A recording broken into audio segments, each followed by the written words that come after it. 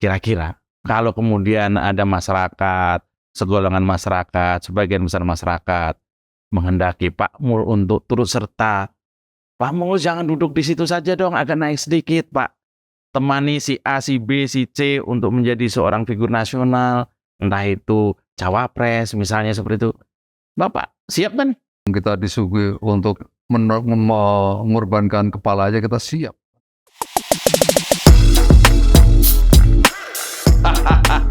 Buat apa basa-basi? Sekarang saatnya to the point bersama saya, Mas Jobray di Youth TV. Selamat datang Pak Mul. Masih besar. Ini di program saya to the point. Kita ngomongin to the point, Pak. Main kan. To the point nih, Pak. Banyak pertanyaan. Kemarin tuh beredar berita tentang KSP mengadakan pelatihan 42 juru bicara. Itu apa itu, Pak? Itu apa tuh, Pak? Beneran itu juru bicara? Ya benar. Jadi saya menempatkan KSP itu sebagai organisasi pembelajar. Maksudnya organisasi pembelajar. Pembelajar? Iya. Learning organization. Jadi kita itu mesti selalu memberikan pembelajaran terus-menerus. Dari junior ke senior ke juniornya. Jadi sehingga terupdate ya.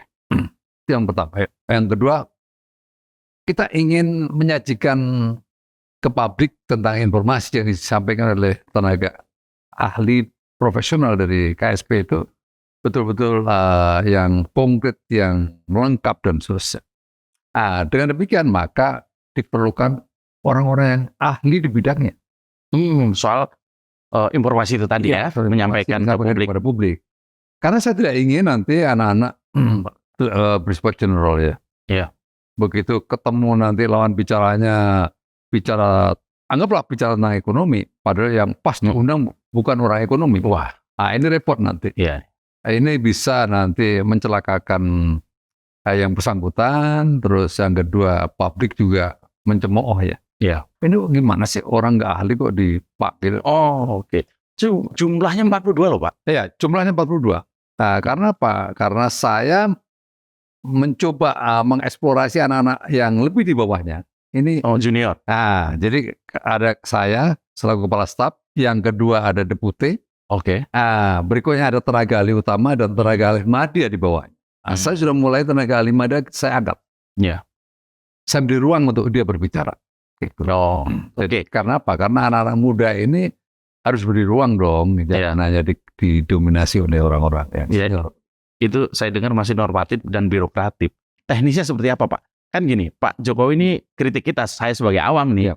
Ini kok banyak hal yang masyarakat nggak tahu, ternyata bagus banget loh. Ini apa kerja jubir? Sementara kan tidak ada juru bicara, kan tidak ada ya. Dulu ada, cuman sudah jadi dubes. Nah, ini apakah akan mengambil porsi itu? Tampil di media, menjelaskan, atau seperti itu 42 orang tadi? Ya, karena memang tugas KSP adalah diantaranya itu melakukan komunikasi publik ya. Dan komunikasi politik.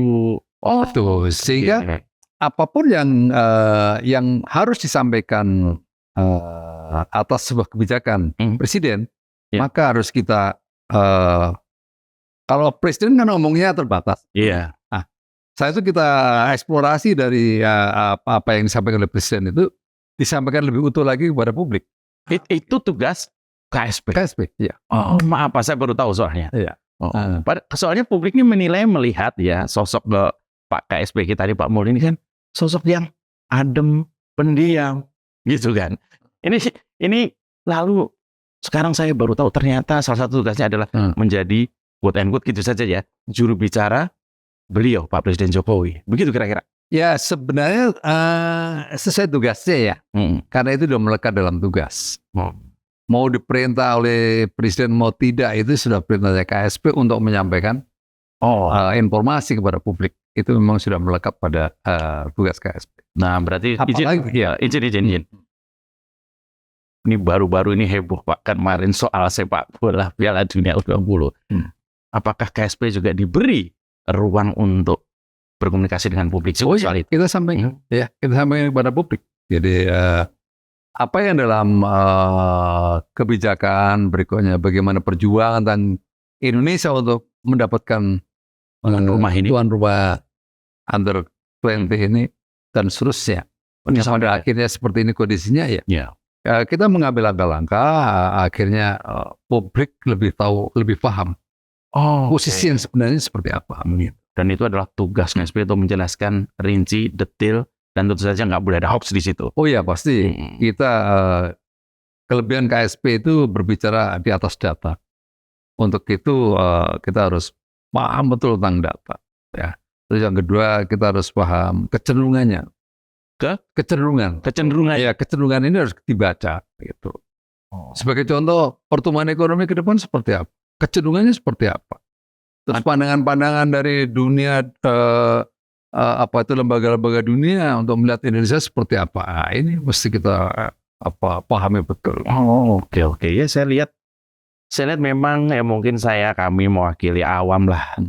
Melihat memang salah satu bukan problem ya. Boleh dong kritik, boleh dong. Boleh. Kritik mana boleh Pak Jokowi. Kita kritik. Nggak ada masalah. Iya, adalah memang soal informasi ini. Iya. Informasi deliver ke masyarakat kelas-kelas bawah ini masih kurang, sebut saja begitu. Nah, ini berita gembira menurut saya ya. Ternyata KSP punya kewenangan dan tugas untuk menjadi juru bicara itu tadi ya.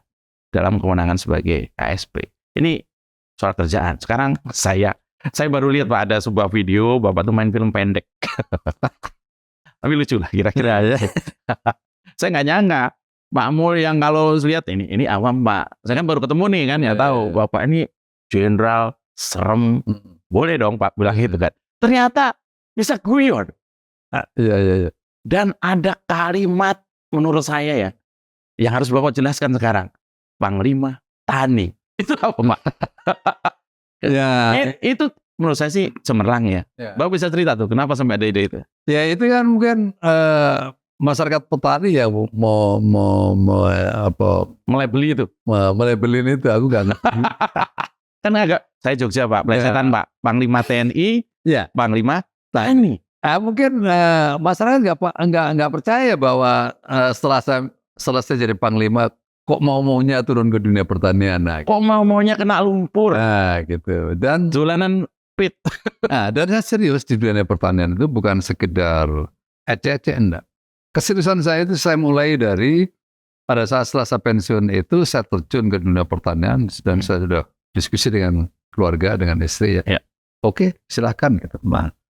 Saya tidak hanya sekedar mau bertani, enggak. Tapi yang ada dalam pikiran saya bagaimana merubah petani dan pertanian Indonesia itu. Untuk itulah saya melakukan riset di padi, ya akhirnya menghasilkan sesuatu. Sebentar, Bapak nggak boleh klaim gitu aja dekat dengan petani. Tunggu dulu, Bapak sudah ngapain? Bapak sedekat apa dengan petani? Apa kontribusi seorang Pak Mul terhadap petani? Apa coba? Saya dengar ada padi. Apa? Padi banyak Pak. Iya, padi banyak. Cuman pertanyaannya, hasilnya banyak nggak? 11 tuh. Kakak saya petani. Itu. 6 bulan panen Pak. Jadi kita berpikir keras bagaimana padi itu lebih spesifik. Satu ya, hasilnya pasti. Kalau hanya padi kita hanya menghasilkan 7 ton biasa. Itu 6 sampai 7 ton kakak saya itu katanya. Iya, itu biasa. Tapi sekarang bagaimana saya bisa menghasilkan di atas 9 ton? Gitu. Ini bagus loh Pak, hati-hati loh Pak. Tenanan nih Mas. Loh, Joguyon loh Pak. Telurmu kontak aku. Tenanan itu aja sama. Bapak dapat ilmu dari mana itu? Begini Mas.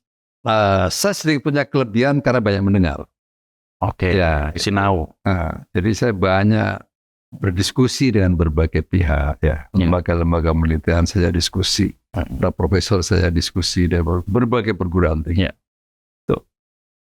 Ternyata apa yang saya pikirkan kadang-kadang di luar dugaan. Begitu saya di Bali, saya baru memikirkan padi itu berusia 70 hari. Begitu saya ke Bali, Pak Muroko, selama ini kami nanam di atas 90 hari. Bapak bisa membuat padi 70 hari. 2,5 bulan. Iya, 2 bulan. Si petani ini tanya sama saya, bisa nggak Pak Muroko bikin padi hanya 40 hari? Waduh, di luar dugaan saya kan. Gitu. Bapak menimbulkan harapan yang petani loh Pak. Iya. Itu benar tuh 2,5 bulan panen. Tenanan nih gimana? Wah ini lebih tinggi itu daripada bunga deposito Pak. Jadi ini saya dalam pikiran saya kepada peneliti saya sampaikan, ada 4 yang saya mau. Padi saya 1, anaknya harus banyak. Anak-anak padi itu rata-rata 18 sampai dengan 22. Anakan ya. Anak. Nah, padi saya ini melebihi dari itu, antara 28 32. Kadang-kadang pernah ada yang waktu saya Menteri Pertanian saja, ini lihat nih padi saya. Begitu saya hitung kebetulan pas 52 itu. 52. Malainya, 1 malai itu butirnya padi saya itu 300. Padahal standar rata-rata yang lain. Rata-rata padi yang ada di sebelahnya saya coba angkat, diam-diam saya agak mengambil punya orang 1 batang begitu. Saya itu hanya 155. 2 kali lipat. 2 kali lipat. Bapak nggak takut nih ngomong gini nih? Takut gimana? Ilmunya dicuri orang lain. Bapak ini berarti punya tim riset dan sebagainya. Oh, aku makin tersosialisasi, saya makin senang. Oh, karena misi saya adalah memperbaiki petani dan pertanian ke desa, bukan memperbaiki Muldoko. Nah, gitu. Waduh, saya baru tahu nih Pak. Kakak saya WA nanti saya suruh nemuin Bapak nih. Iya. Nah, nanti tak aja bagaimana. Karena petani itu seeing is believing. Kita mau ngajarin setengah mampus, emang lu siapa? Lu udah bertani 35 tahun. Iya, senior mereka. Senior. Tapi kita lihat hasil. Baru dia. Nah, sekarang M70D saya itu. Ini apa nih? Kayak merek pesawat Pak. M70D. Itu varietas. Apa nama jenis ya? Nama, ya. 70D 70 hari. Oh, 70 days gitu ya kira-kira 70 hari ya. M-nya siapa? Muldoko. Oh iya. M-nya menang, merakyat. Ada lagi Pak, mau nggak Pak? Ya lalu Pak, ya. M70D. Ya. Ini bibit atau apa? Iya, benih padi. Dan saya tuh melakukan riset nggak pernah berhenti, Mas.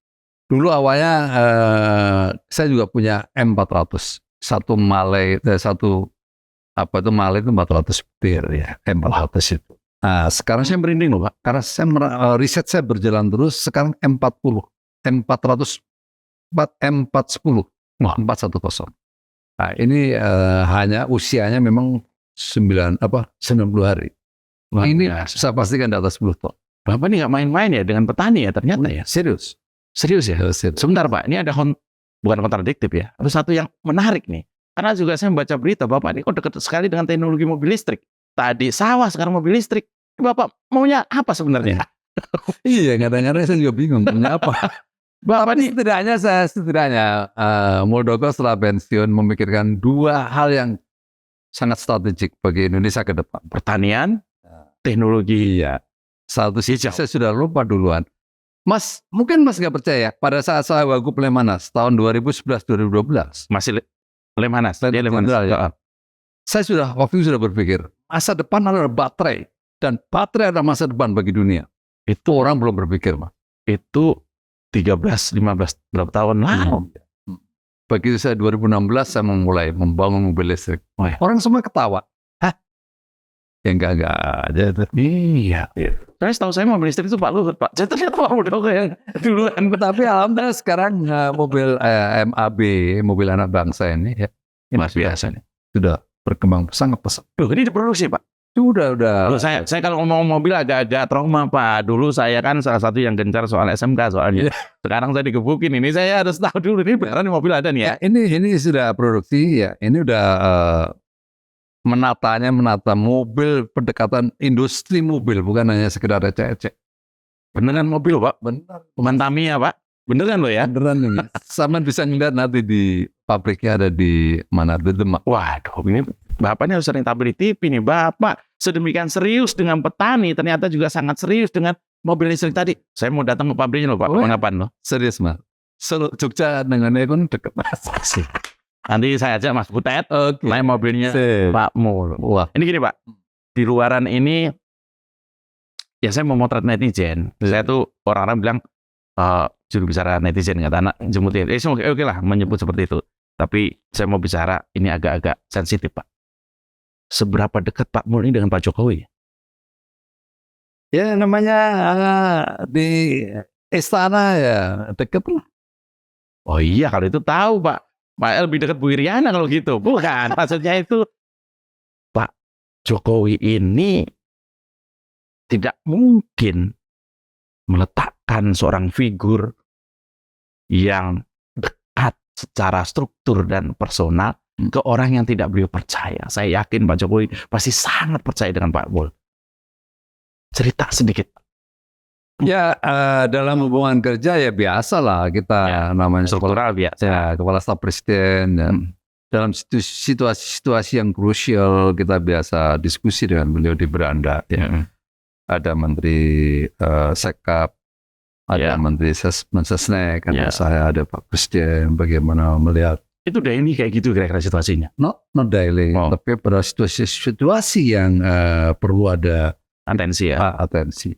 Itu biasanya kita menyampaikan beberapa hal yang perlu diambil dan seterusnya. Bapak pernah nggak melihat Pak Jokowi itu pernah panik atau pernah kecewa atau dalam soal apa biasanya Pak? Dan biasanya apa yang dilakukan oleh seorang KSP Pak Muldoko ini terhadap situasi seperti itu? Ya biasa Pak Jokowi kalau melihat kebijakannya tidak berjalan dengan baik, tidak firm sampai bawah misalnya, ya itu biasa ngomongnya high tension begitu. Dan saya menangkap itu. Begitu saya menangkap itu langsung kumpulin, begini minta selesai. Jadi mengawal apa yang Presiden khawatirkan itu, Pak Mul ada di situ. Ya, saya harus memastikan bahwa apa yang diinginkan oleh Presiden tidak sekedar sen, tapi terdeliver dengan baik. Itu kita kawal betul.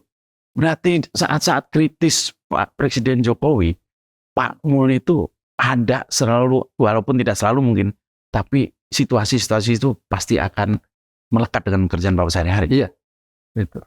Kalau semua baik-baik saja, santai. Tapi ketika ada something wrong, sebut saja, Pak Mul hadir di situ? Hadir di situ untuk memastikan kepada beliau seperti begini.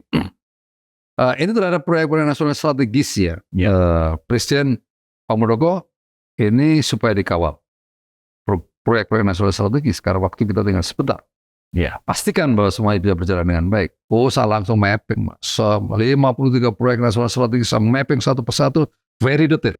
Pak Jokowi selama 9 tahun terakhir diminta dikawal oleh Pak Muldoko. Lalu jenengan langsung mapping. 53 itu mana yang jalan, mana yang tidak, mana yang kalau nyangkut, apa yang nyangkut. Itu jenengan. Itu ada bottleneck, kita babatin, kita bantu kementerian terkait. Itu pekerjaan Pak Mul saat itu? Iya. Baik persoalan-persoalan lapangan, contoh pembebasan lahan, nggak beres. Mas mungkin orang nggak paham, nggak tahu ya bahwa Wadas itu nggak selesai karena diantaranya karena KSP turun ke lapangan. Oh yang SJW demo apa segala macam. Sampai detail kapan dibayarkan dan seterusnya kita ikutin. Jadi ketika Wadas menyerang Mas Ganjar Pranowo itu ternyata Pak Muldoko juga ada hadir. Kok saya nggak lihat Pak? Nah itu kita kan nggak perlu harus kan semua pekerjaan yang penting bisa diberesin. Luar biasa. Dan akhirnya Wadas baik selesai dengan sangat. Jadi secara teknokratis kita beresin. Tapi ada hal-hal yang non teknis, maka saya luncurkan pasukan underground untuk melakukan pendekatan. Wah, karena kita memiliki kemampuan di bidang komunikasi politik dan komunikasi publik, sehingga persoalan ini bisa dikemas dengan baik. Jadi selama ini salah saya Pak. Saya kira pekerjaan KSP itu cuman ada panggung kita joget bersama, tidak ternyata. Ternyata jauh lebih berat kerjaan dari seorang gubernur Jakarta dulu loh Pak itu. Sebagai contoh lagi, persoalan ada Haruku. Waduh, orang nggak ngerti apa persoalan di Haruku. Ada 1.400 orang yang nggak berani kembali karena ada konflik. KSP turun. Perintah saya segera kembalikan. Karena kembali. Gitu. Wah itu mulai upaya-upaya teknokratis kita kumpulin gubernurnya, bupatinya datang ke sini, KSP, Kementerian PUPR, Kementerian Pertanian, karena ini berkaitan dengan rumah yang hancur, berkaitan dengan pohon cengkeh yang dibabat dan seterusnya. Tidak beres. Jadi ternyata Bapak juga melakukan hal teknis yang langsung menyentuh masyarakat gitu ya? Bukan cuma hal birokratif ngeprint pidatonya Pak Jokowi kayak gitu ya Pak? Yang saya bayangkan itu Pak. Kita sampai persoalan yang very detail. Luar biasa Pak. Wah kalau tahu begini, dari dulu saya ngundang Bapak ini. Tapi oke lah.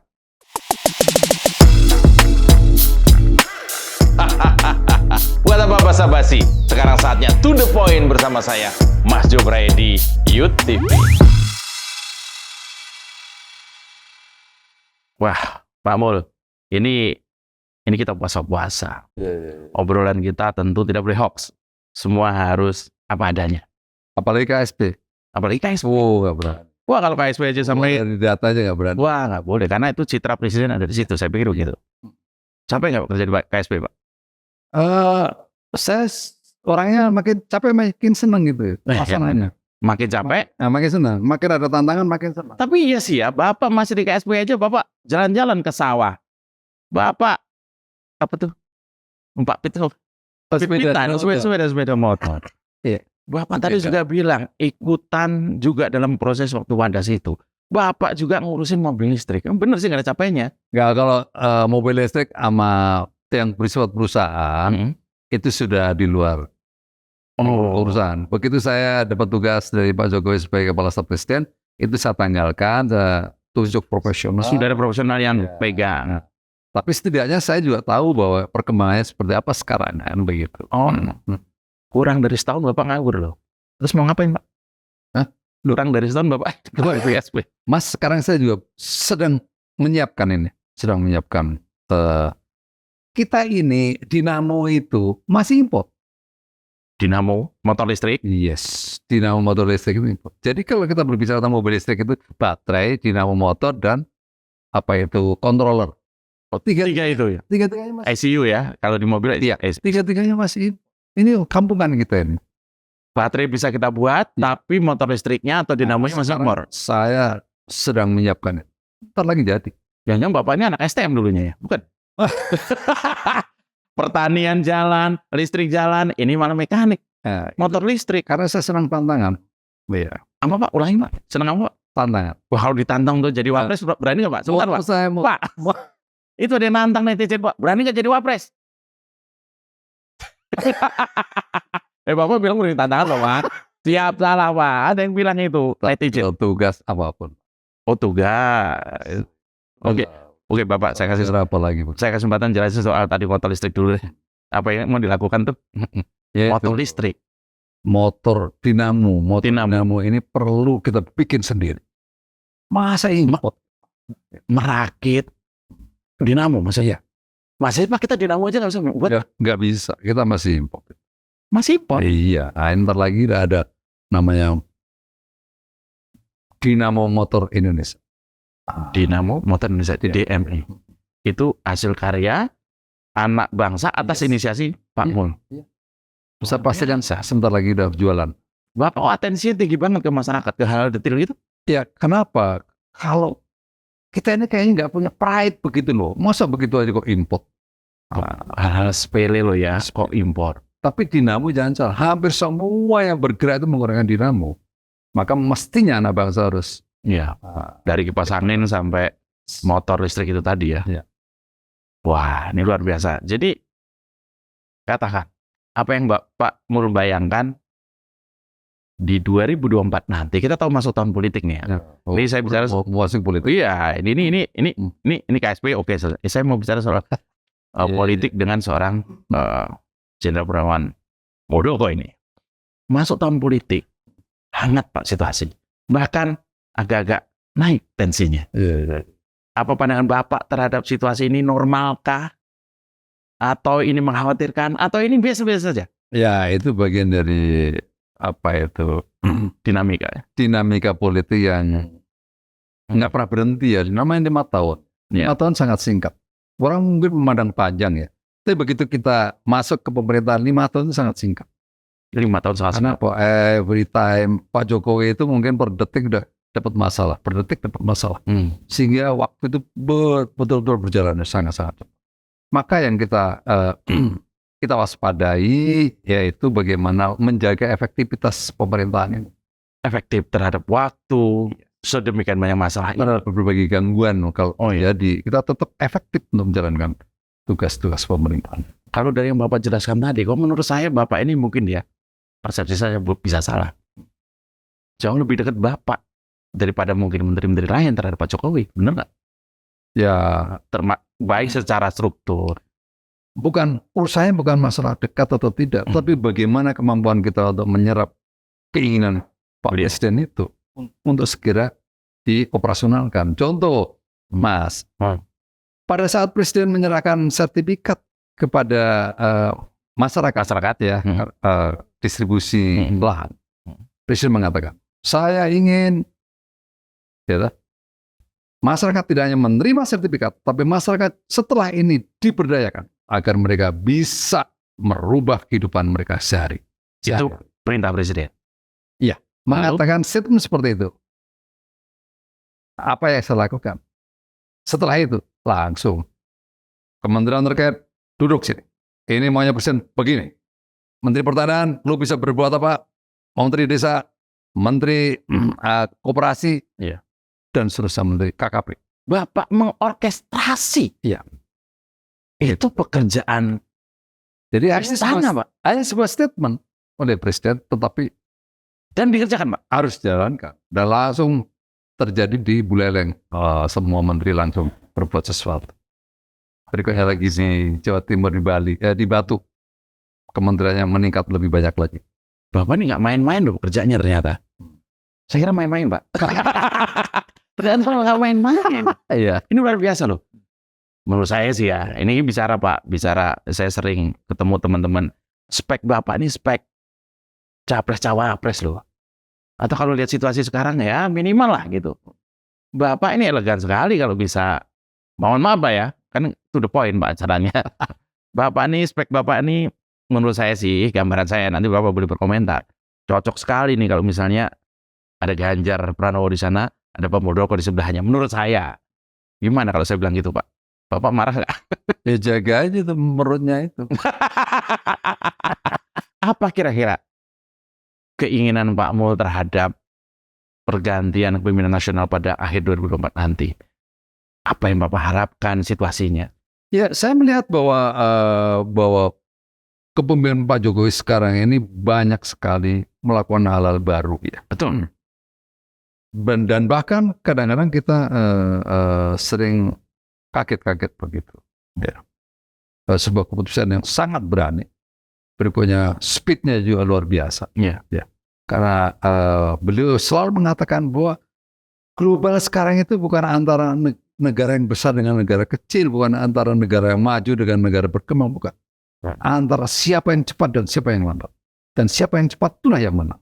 Soal waktu. Nah, soal waktu. Untuk itu maka pemimpin ke depan dengan melihat fenomena global yang selalu berubah dengan cepat, risikonya luar biasa, kompleksiti dan kadang-kadang membuat kita surprise, kaget. Maka ini diperlukan orang-orang yang hebat.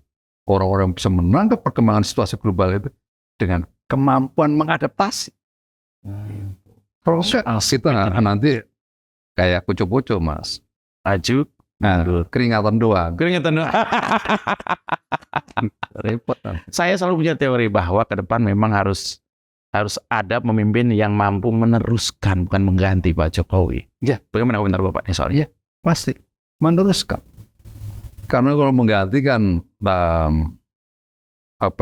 lebih tepatnya sih meneruskan. Karena programnya Pak Jokowi jelas-jelas. Beliau sudah memikirkan bagaimana sih tentang Indonesia maju ke depan. Imajinasinya sudah tertanam. Dan ada 5 hal. Tapi kalau tahu uraikan panjang nanti. Kalau soal meneruskan, apa yang Pak Jokowi kerjakan dan apa yang dipikirkan oleh Pak Jokowi, Pak Mul sangat tahu dong tiap hari bergelut di soal itu. Ya, secara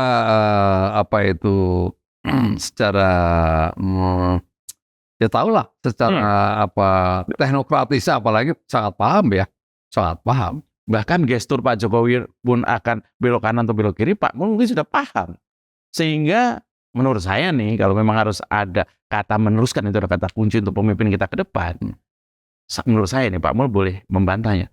Pak Mul orang yang paling tahu maunya Pak Jokowi, benar nggak? Ya, di antaranya. Di antaranya. Nggak pernah mengklaim dong banyak. Iya, kan saya yang nyebut, Bapak nggak ngeklaim, saya yang menyampaikan. Ya. Pak, 2024 nanti Bapak yakin nggak bahwa pergantian pemimpin nasional ini akan jalan dengan smooth kalau melihat ya akselerasi sampai dengan hari ini, akselerasi politik? Ya, saya pikir masyarakat sudah menaruh kepercayaan kepada beberapa orang yang dia disiapkan menjadi pemimpinnya. Tuh. Itu baru hasil survei, Pak. Nah, itu belum resmi. Dan di dalamnya penuh dengan harapan. Tentu kita semua juga berharap bahwa apa yang menjadi harapan masyarakat secara luas itu betul-betul nantinya bisa terrealisasi dengan catatan bahwa program-program yang sedang berjalan seperti strategi. Jadi kan begini Mas ya. Kita sekarang posisinya seperti ini, melihat perkembangan dunia nanti ke depan seperti apa dengan berbagai dinamikanya, terus geopolitiknya seperti apa, arah yang hendak kita tuju seperti ini. Maka di sini ada strateginya. Nah, target dan strategi. 5 strategi yang sedang kita mainkan sekarang adalah bagaimana satu, melakukan pembangunan sumber daya manusia, yang kedua melanjutkan pembangunan infrastruktur, yang ketiga bagaimana kita benahi birokrasi kita agar birokrasi dari waktu ke waktu bisa berjalan dengan baik. Kalau Pak Jokowi dengan pendekatan Dilan itu kan. Berikutnya bagaimana regulasi ini kita benahi dengan sungguh-sungguh. Jangan terlalu rumit. Jangan terlalu rumit, jangan memberikan kepastian pada siapapun. Termasuk pada investor. Nah, yang kelima ini transformasi ekonomi. Kita menuju pada ekonomi hijau, transformasi ekonomi bagaimana ya. Selama ini kita suka ekspor raw material, udahlah jangan lagi di situ. Itu transformasi ekonomi termasuk. Bapak ngelotok banget 5 hal itu ya. Berarti antara. Pak, jadi saya perlu meyakinkan kan, saya memang sejak lama bersama teman-teman ini kan pegiat. Salah satunya adalah kita IRT, Pak.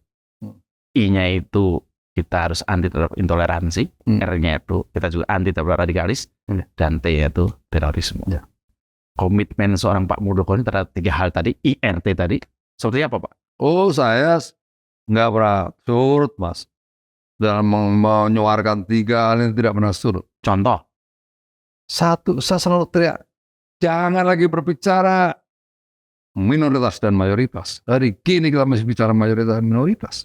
Kebangsaan kita kapan bulatnya kalau kita masih berkutat di situ. Dan ini sangat mengganggu dalam proses pembangunan nasional ke depan. Kalau itu masih ada. Gitu. Nah, berikutnya persoalan intoleransi. Nggak boleh. Kita mundur, Mas. Ya, kita sangat mundur ini. Bangun rumah ibadah diganggu, Pak. Wah, iya. Beribadah diganggu, Pak. Ini menurut saya udah keterlaluan begitu. Bahwa kita sudah bersepakat, kita semuanya sudah paham tentang persoalan-persoalan apa itu etnis, persoalan agama, persoalan antar golongan dan seterusnya. Kenapa kita masih mempersoalkan itu? Pong itu sudah anugerah dari Tuhan.